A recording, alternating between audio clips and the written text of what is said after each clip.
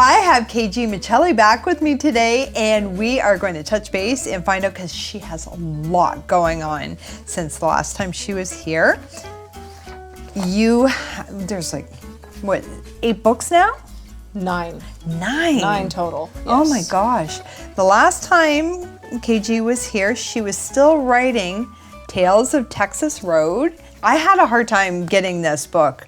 You had to get it for me because it was always sold out. Yeah, I found anytime I would bring them to the bookstores within a week, they'd be gone, and I'd be bringing stacks and stacks into these stores, and they couldn't keep it for the longest time.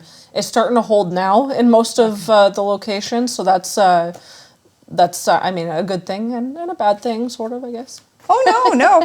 Actually, last week somebody asked me on YouTube, there was a question on where people can find your books. Yeah, so pretty much anywhere that you can get books locally, you can find most of my titles.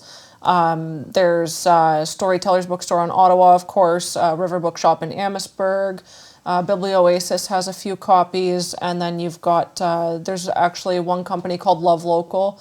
They're out of Chatham, so this is a newer company where you can order right through their site. So I have my own web page on their website, and you can go on there and you can order a book, and they'll actually deliver it to you for free. Oh, that's so nice. It's like the way Amazon works, sort of, but it's all local stuff. So a lot of these people, they make like handmade items, art, things like that, and you can just order it straight to your home, and it's free shipping, so that's awesome too. That's really nice. Now, is it also on, say, Amazon or Indigo? Yes. Yep, Amazon, Indigo, Barnes & Noble's website also has copies of Tales of Texas Road. I don't know if they have any other ones yet, but they have the Texas Road copies there. Well, for people that didn't see the first podcast, can you tell us what Tales of Texas Road is about? So for a brief rundown, Texas Road, as many of you know, it is a place where for hundreds of years people have been saying that it's haunted. They would go there, and still to this day when they go there, they see things that they can't really explain. They talk about the woman in white, sometimes missing her head, and then, there's of course, the headless horseman, just fog that acts in weird ways, and just things that don't make sense.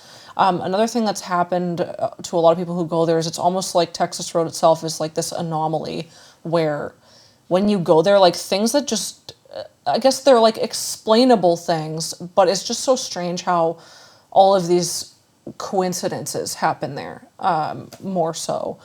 Like, for example, some people would go there and they would say, the one that saw the deer right at the bridge, and then it kind of left. It's like, you kind of think to yourself, of course, okay, you're going to see a deer in a trail. That's not too weird. But just the fact that it showed up when it did, where it did, there's a lot of different examples of this, too, when you look into these stories from different locals. I know, it's creepy. I just read it as like, even growing up here and going down there, there's just this, even though nothing happened to me, you just have this weird feeling, like it's just not right. Yeah, that's something that a lot of people talk about too. Like, you'll even have paranormal investigators go down there and they don't really experience anything, but then they'll tell you like the air just feels heavy, or you always feel like someone's watching you, or just like something's going to happen at any given moment. It seems to be a trademark of Texas Road itself. And that book's been getting a lot of attention because you're now doing a series for Bell Fibe. Yes, so we are filming the Tales of Texas Road TV show. I'm doing that with Riggy Media International. We kind of partnered up, and I'm actually the director, so I've been directing the TV show. I did act in it a little bit too, so cool. Yeah, you'll see me on the show, and then as well as there was a lot of locals who just came in to play a role, and people from the book Tales of Texas Road that had come on as well to speak in person about their stories. So it's very interesting to see the stories from the book kind of come out in full force, where you can see everything that they were talking about, and it's just a totally different feel to it. It'd be kind of creepy to watch, but yeah. I'm excited. How'd you like directing? It's a lot of work, obviously. Like, some people may think that it's a very easy, simple job. Like, it's a lot of work, but I mean, it is rewarding. It is fun in the same way. Like, you always get a lot of laughs. doing things like that, and just, things happen. It's entertaining for sure. I don't know if it would be hard to direct your own work, because you tend to be really particular. Well, not you in general, but I know if it was me, I'd be really particular. I feel like that would definitely be a thing if we were to direct one of my fictional stories, let's say, like one of my psychological thrillers.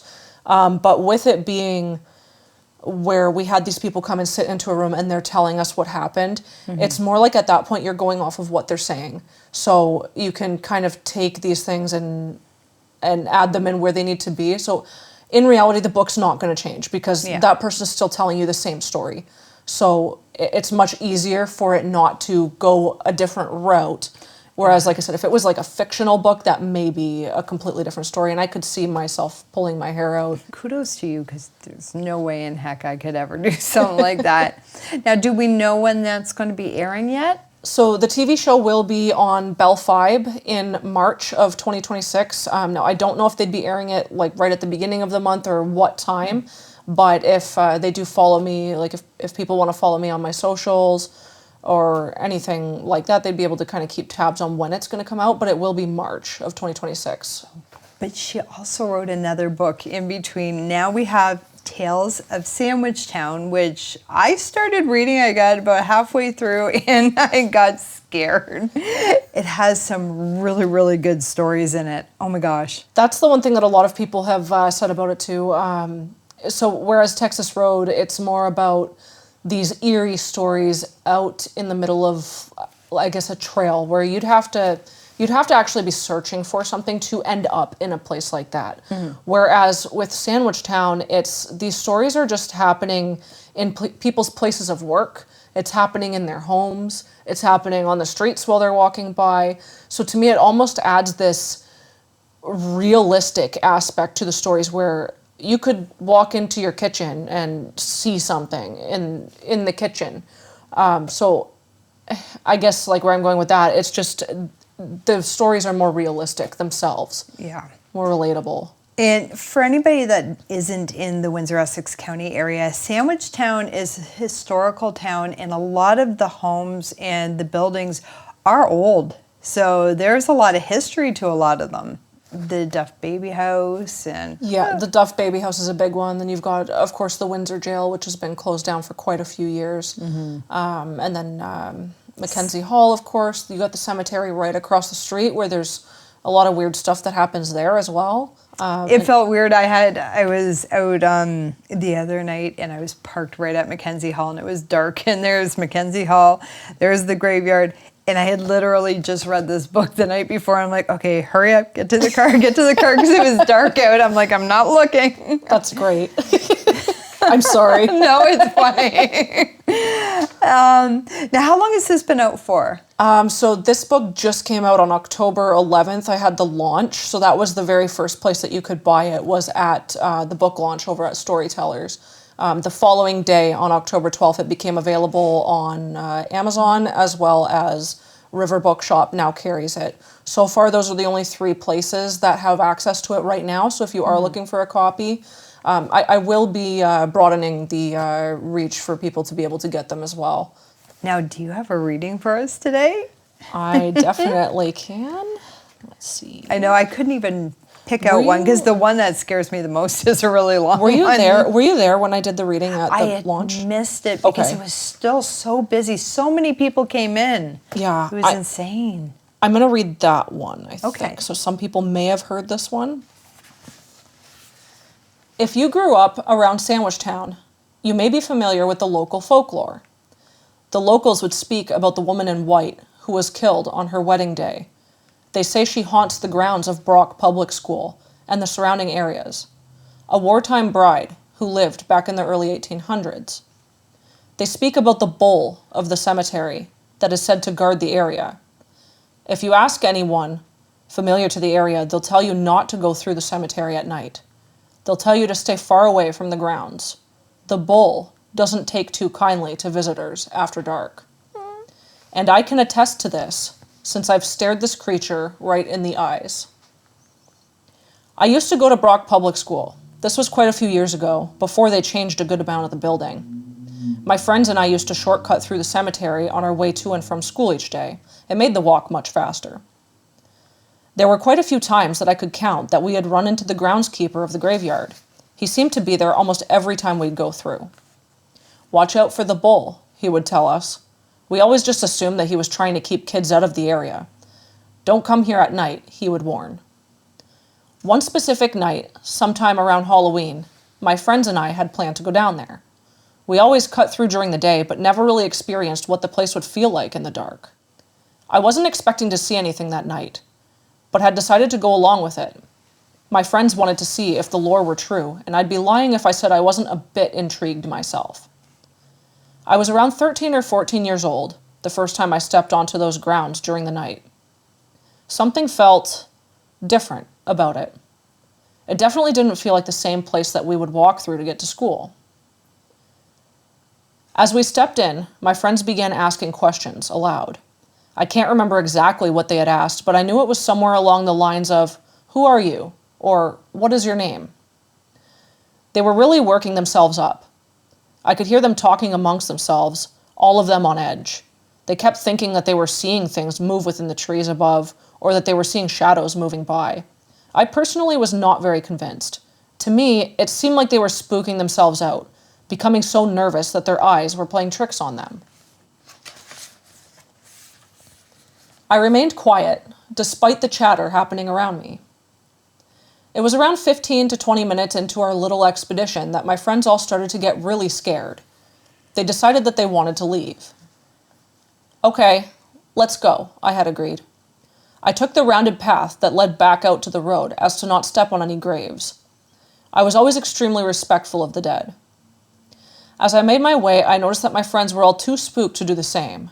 They had made their way out to Peter Street before I had even had much time to take note of which way they had gone. I assumed that they had ran straight across the grass, forcing their way through in an attempt to get out faster. I made my way through the fenced area, my eyes scanning shadowed tombstones. I wasn't even sure exactly what I was looking for, but I had the sense that I wasn't alone. That was when I felt it. Hot, steamy breath poured down the back of my neck and into the collar of my t-shirt.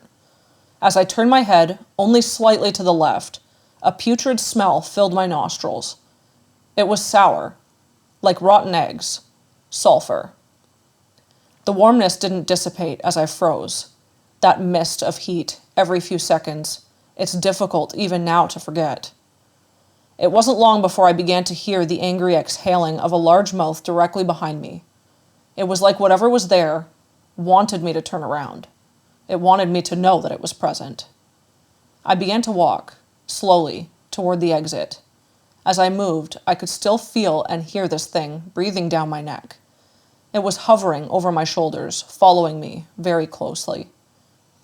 My footsteps on the cement echoed throughout the cemetery as I made a run for the gate. I stopped and spun around, just as I had made my way out, and for a split second I saw it. I was almost expecting to see a bull-like creature, but that was not that. Sure, the size was similar to a bull, but that was about it. No, it looked much more like a gargoyle, like a monster.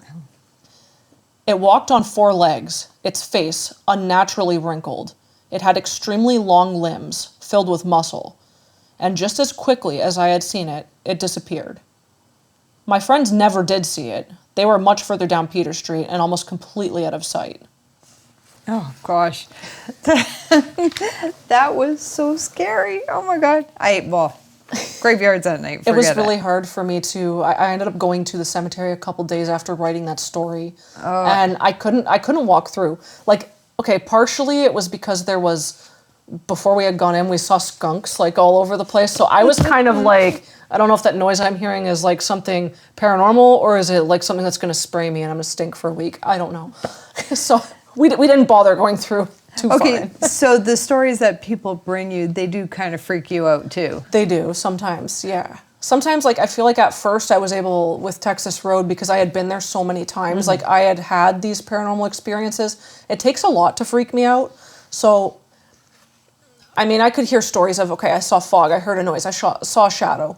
Those kind of things don't really freak me out. But when you're seeing something that's physically there, that doesn't quite make sense, especially when the person that I'm getting the story from is just like there's no doubt that either they're 100% telling the truth or they 100% believe that they're telling you the truth. Well, yeah. You know, and that just adds like this spook factor to it, because it's like, okay, you're not just saying this for a thrill or whatever. You saw this.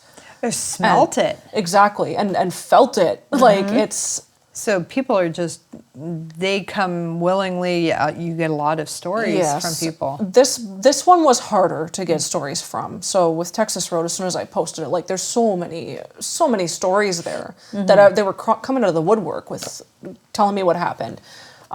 This one definitely, I mean, I had to kind of pry. Like I had to go to places and actually search for these people that had seen things. Like Texas Road, there's scary stuff, but also there's a bunch of kids out there. They've been drinking, they're together. Right. But these ones, Sandwich Town, a lot of them are very personal, like happened in their house or in their workplace, and they probably are still feeling that. The other thing I was going to bring up was a lot of these stories actually came from people who worked inside, like Mackenzie Hall. There's people in here that are in city council. Like there's people in this book in higher positions than a lot of the other stories from the previous book.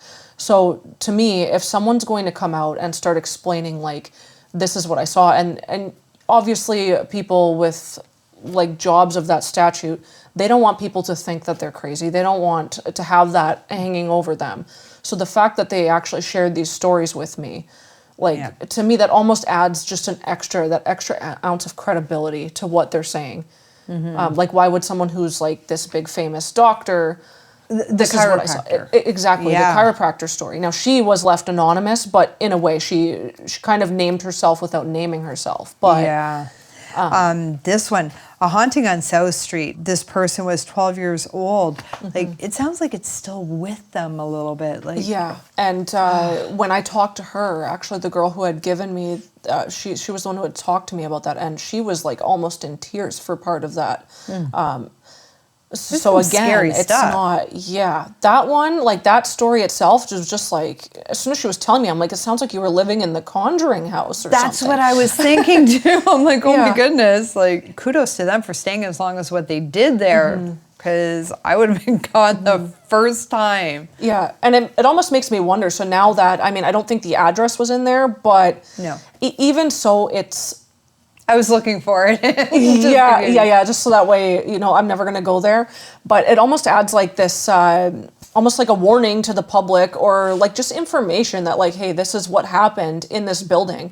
There are people from, like some of them do have the addresses, some of the apartments on Sandwich, and they had weird things happening in their little apartments. And it's like, you could be living someone else could be living in one of those apartment buildings, having things move around on them, and they think they're crazy. Maybe they're going to read this book and see that someone else in the apartment next to them had weird stuff. They're not going to feel so alone. You know?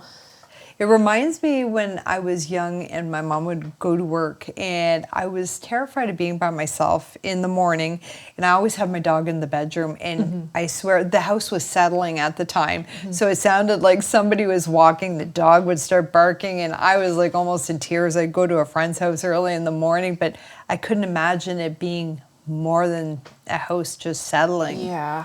Oh. I see it, like, I've seen some weird things growing up. I've experienced some really weird things that still to this day, it doesn't make sense.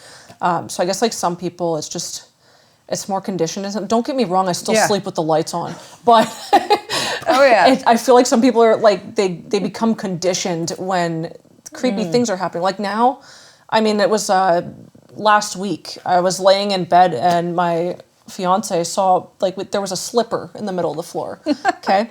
And the slipper, there's nothing in the room, and it just does a 360. It just twists. And he's freaking out. He's like, oh my God, I saw it move. I'm like, whatever. And it's not that I didn't believe him. Like I was even saying, I'm like, is that all he's got? Like, and then I'm sitting here like trying to figure out, okay, how does it work in the mind of a spirit, right? Are they just like, oh, there's some humans over there, I'm gonna go move this slipper just to scare, like, it's just weird, in my opinion. Sometimes it's like, really, bro? Did you see it move too? I kind of caught like the tail end of it. Like I saw it at the corner of my eye. I believed him based on the way he was acting. He was looking right at it. Plus I've seen... You're both awake, so it couldn't I've have been seen him weird sleeping. stuff happen. Like the one time me and him were both sitting there and the door just slams shut. And he's like, did you see that? I'm like, yeah. Do you live in Sandwich Town? No, I don't. I actually live in East Windsor. Are we starting a book on East Windsor stuff next? Maybe. Do you have an idea of a book? Yeah, I was going to say, so I can't give it out yet because I did promise that I was going to reveal the book on, I think it was November 2nd, that I'm going to reveal it on Facebook and Instagram. But I will give a hint that the next haunted place that I'm going to be going to is in Niagara Falls. So you may be able to figure out where it could be based on that. It is one of the most well-known haunted places in Niagara Falls itself. Which I'm actually going there next week. So. I'd never heard of a haunting in Niagara Falls, but unfortunately through social media I did happen to see something there, so I'm not going to give anything away either with whatever social media I saw it on. But I'd never heard of it, so I'm really excited to see this. I think it's going to be a similar thing to Texas Road. Yeah. To me, it just seems like the stories will be somewhat similar, but I won't know until I talk to more people. I do have already 2 stories for that book, so it's already coming along a little bit. It's nice that they know you're the go-to person for these different events, and to be able to make books like maybe throughout Ontario of different things. Yeah, I'm actually looking to branch into the United States eventually as well. So this is looking to be something that's going to be like North America wide. Obviously that's big dreams for someone who's only written 2 of them so far. Okay, but eventually that's where I would love to go. I mean, you went to Hollywood for an award. Come on. Yeah, unfortunately I didn't win. It doesn't matter. You were nominated. It was the nomination for the Author of the Year award. And, you know, when I went there, of course, I'm sitting there, I'm like, I'm in over my head. This isn't what I think it is. And then I go there, and it's this big event, red carpets, and there's actors there. Like I met Sean Cannon from, he's from Karate Kid, and he's also a producer as well. Oh, and, I didn't know that. Yeah, he played in a bunch of other movies, and he's making movies right now. So, I mean, that was cool. I got to meet him, and, I mean, even just a lot of the other people there, they're really, like, you know, big authors and people as well. That's pretty cool. And I mean, it's well worth it because you gotta find these books because they are really scary. Now, were there scary books that you did before these 2? The only books that I had out before that, they were the fiction. Oh, okay. So I do have my psychological thriller, I'm Still Here, as well. That was the one that won the award in Arizona. Okay. Before I had ever even had the idea of Texas Road. And then I do have the series of short stories that are dark romance based. It's called Unspoken. And then there's another one, Into the Nothing, which is an apocalyptic thriller. Another book that's come out since I've been on the show, The Cursed Rock. I don't know if you've heard about that one. So my daughter, she's 11 right now, she wrote a story for school last year. And what we did was she gave me the story. It was about 2 pages. And the storyline was so good. And she wanted to turn it into a book. So it's actually a children's chapter book. It's like young adult, so I'd say from like ages 10 to 14. Oh, yeah. But it's about a little girl who goes to Hawaii and she finds a rock that, you know, it just looks different than all the other ones. And then weird things start happening. So it is a thriller for kids. Yeah, a lot of people are interested in that one as well. And that's pretty cool that you were able to do that with your daughter and collaborate. Yeah, she was very, like, we've had people approach us about speaking to students at schools and stuff like that too. Like, they want to hear from her because she's a kid and her story ended up in this book, so. And what does she think of all the... I think she's scared of it, to be honest. She's outgoing, but not at the same time. She is really anxious of like public speaking and especially in front of other kids, like her peers, and it's overwhelming. Yeah, it is. At her age, I don't blame her at all, but she's definitely going places for sure. It sounds it. I mean, like even you saying that she wrote a 2-page essay for 11? It was, yeah, she was in grade 5 at the time. That's a Yeah. lot for a kid that age. And even the story, when she had submitted it into her teacher said, this is like yours stood out. And like she told her that it stood out of any of the kids in the class. Hers was like, she got caught her talent from attention. mom. Yeah.